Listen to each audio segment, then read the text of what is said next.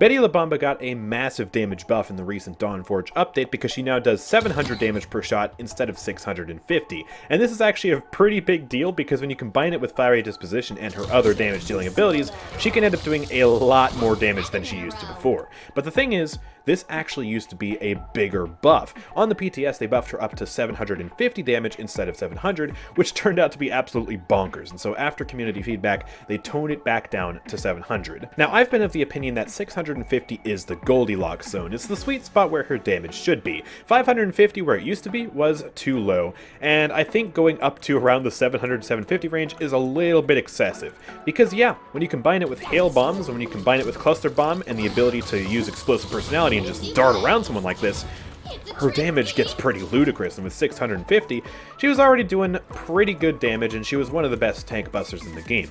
Yeah, she's always been pretty weak to damage characters who can do more single target damage than her, and also really just duel people more effectively, but that's kind of the point. She's meant to be really good at dealing with supports and tanks, and less so at dealing with damage characters, and now, she's getting to the point where she's going to be good against pretty much everything, because with 700 damage now in Fiery Disposition, you can do this.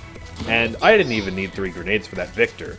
It's just kind of absurd. So yeah, today we're going to be testing this 700 damage buff to see how much better it is than 650, and also to see if nerfing it down from 750 like it was on the PTS really makes that much of a difference. And we're also going to be doing it in the new Choose Any Team Deathmatch mode, and I'm going to be giving my thoughts and opinions about that change because that is its whole own beast, and I have some strong opinions about that. So yeah, before we get into the video, I do want to remind you that we are trying to reach 60,000 subscribers by the end of the year, and so I would really appreciate your support if you would just drop down below and hit that big red sub button so you never miss an upload from me. And without further ado, let's go ahead and get straight into the video.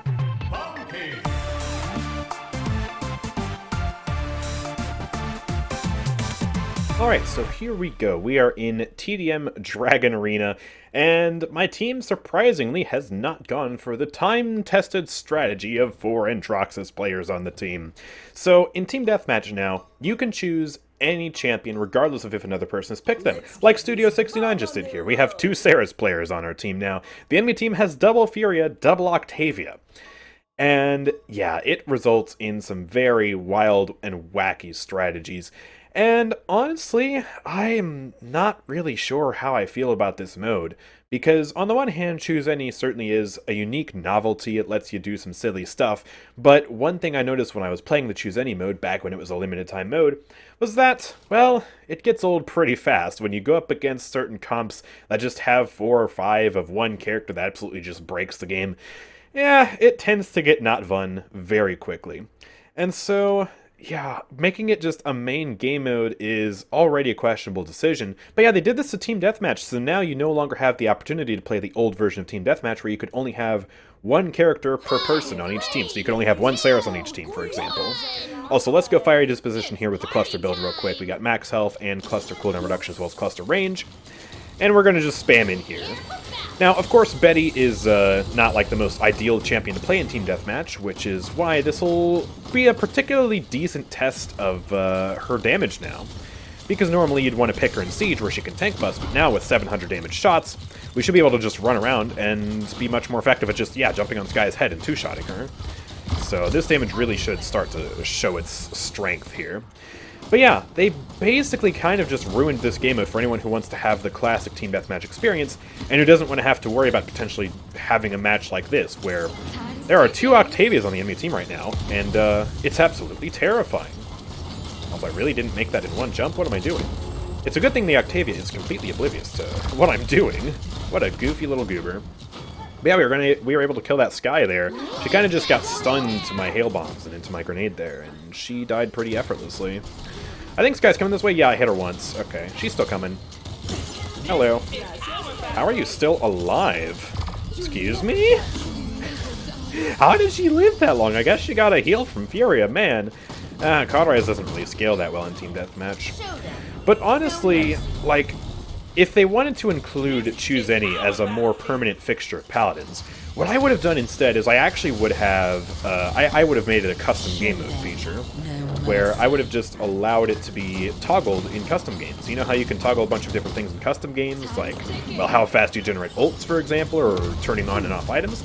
Well, just turn on and off duplicate champions. And yeah, enable duplicate champions to be a thing in custom games, which actually still is not a thing. And also what you probably should be able to do is turn off cauterize in customs, so that way people can play sumos again.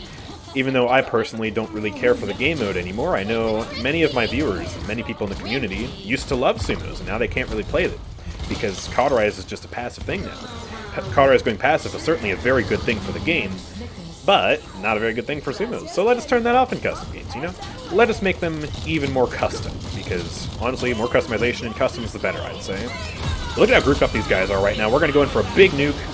And I got the Fury. I didn't really get anyone else, but that's alright. We just plow through here and delete the Furia. We throw a cluster bomb over there. You're dead. We are cruising through these guys right now. But yeah, I would have much rather had duplicate champions be a thing in custom games rather than having them just tear apart the current Team Deathmatch mode. Because TDM, you know, it wasn't like the highlight of Paladins. It wasn't the most popular game mode, but it was certainly fun. And now I feel like it's going to become a lot less fun the more people realize, oh, they can pick cancerous combos and stuff like that. Which brings me to my next point. This game does not get advertised enough. I have had stories from all sorts of viewers saying like, oh, hey, I got into a TDM and people didn't even know you could choose custom or duplicate champions. Like, they didn't even realize. And it's like, changes don't get advertised enough in this game. Like, that's a small example. You know, and it's also a pretty silly one because, like, oh, you can just read the description of the game mode and, like, it says that now. But, like, if you look at the Steam charts, right, and I know Steam charts are, like, a touchy subject, it's like, oh, we can be all doomer about it, the game isn't growing, but, like, if we seriously just take a look at the data, this patch did not bring in any new players on Steam charts whatsoever. Oh, I just dove into a barrage, don't worry about that. But this patch has not brought in any new players. At all on Steam, right? You look at the concurrent player count, it actually had more players on Tuesday than it did on Wednesday when the patch arrived. And that's because this game just does not get advertised. And it really sucks because, actually, I think the game is in a pretty decent state at the moment if you compare it to how it's been in the past, right? Like, the sound bug is gone. And some people who quit during that time probably still don't know that. And Androxus and Seven are no longer as cancerous of a champion. I mean, Androxus is, you know, still pretty scary, but it's not like he was a few patches ago. Ultimately, I don't think the rework was a good thing for him, but at least I don't, you know, have to complain about him being overpowered anymore. And the same goes for Seven now that the displacement has been removed. And you have all these different changes that have happened to make the game better. Azan's not OP anymore. Many people quit because of him. And if new changes were just advertised, maybe people would think about coming back to the game and then realize that, oh, all this other garbage was fixed too. Because you don't necessarily make like a whole, you know, advertisement that plays before the video about like, oh, hey, we nerfed 7. Well, you know, like this new map, for example, would be the perfect time to drop a whole bunch of new Paladins ads and, like, you know, do a serious advertising campaign like on YouTube, for example. But I have not seen a single Paladins advertisement in years. And a lot of people just hear about this game from a friend, which, you know, is cool if you're like a small local business, but this is a game that's supposed to attract people from around the world. You can't just have it be a word-of-mouth thing. And I would really just like to see it advertised more, because they don't even say everything that they do each update in the patch notes themselves. I've actually heard of some cases of some people on, like, Twitter, for example, talking about how the Switch experience has been drastically improved. And they didn't say a dang thing about it in the patch notes. They're saying how, like, oh, I can actually see the skins in, like, high graphic settings now, and I'm not crashing as much, and it actually runs smoother, and it's like, why did they not say anything about that? Why have they not advertised that? It's just, it's a real shame, because this game actually could bring in new players, and also bring in returning players if more people knew what was going on. And, yeah, I kind of just feel like, you know, really just talking about that and saying like, hey, you know, it would be really great if we actually just, you know, spent some money on some advertisements. And that's not even really Evil Mojo's fault, I don't think, necessarily, because Evil Mojo and Hi-Rez are two different things. Evil Mojo are the developers. They're the people programming and making art for the game and stuff like that. Hi-Rez are the publishers. They're the ones who ideally would be the ones sending out ads. and they don't exist. I see ads for Warframe all the time. That's another free-to-play game that I also play. I have a lot of hours invested into Warframe. I'm not even, the ideal market for Warframe advertisements. Like, I'm not even the person who they're really supposed to be shown to, and I still get those, like, at least one a month. Where are the Paladins ads? Yeah, I wish they would actually bring more people to this game because, well, I have a vested interest in the game as a Paladins content creator, but I also genuinely just want the game to succeed because I think it's a lot of fun, and I think it's in a decent state now. It's not perfect, obviously. There are a bunch of changes, like I just talked about in this video. Maybe we shouldn't choose any into Team Deathmatch. Maybe we should make it a custom game option instead. But yeah, it crushes me to see that, like, they added a new map that's actually really cool, and nobody really cares.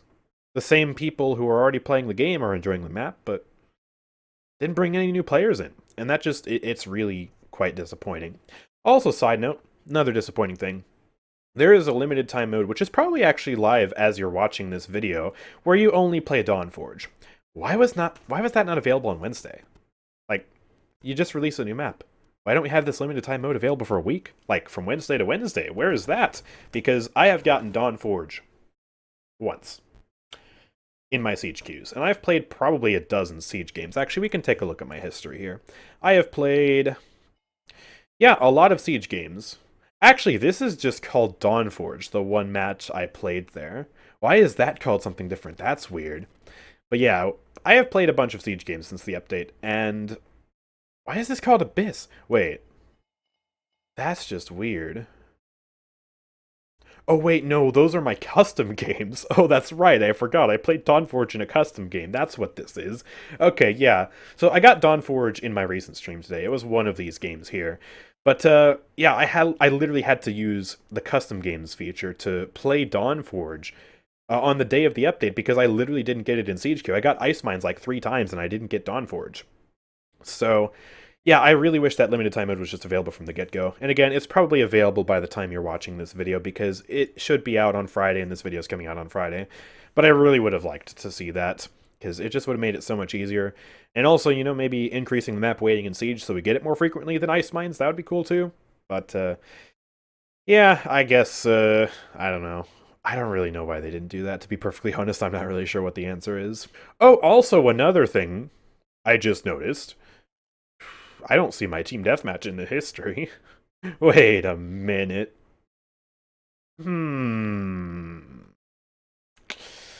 Okay. Well, that's...